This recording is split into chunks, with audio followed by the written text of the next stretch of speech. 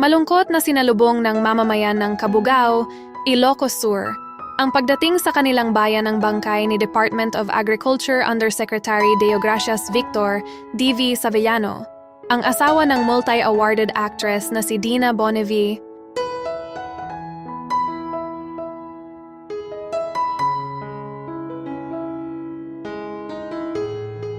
Ay isang napakahusay na visionary.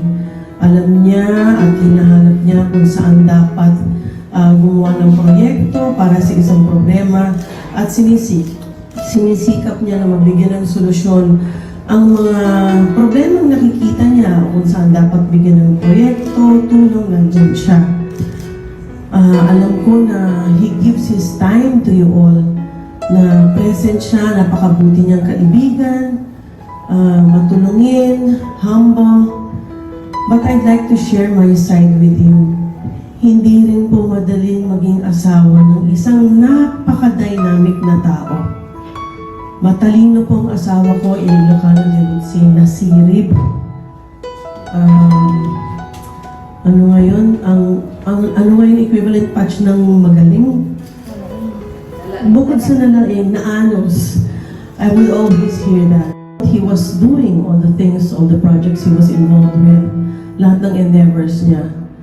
So then I understood na our time on earth is not really for ourselves. It's not also devoted just to our spouse, but we are supposed to accomplish goals, destiny, whatever God has envisioned for us, whatever God has planned for us, because we are here to be of service to others.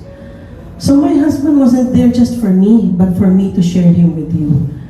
That's when I realized, siguro hindi na ako magsaselo sa time ni DV sa akin kung tutulungan ko siya sa mga endeavors niya. That was the day I said, I'm willing to help you in all your endeavors. Isama mo ako, Chuch. Gusto ko ring matuto, gusto ko ring makatulong. So siguro alam naman ninyo, sinama niya ako sa mga NMYL gigs, di ba?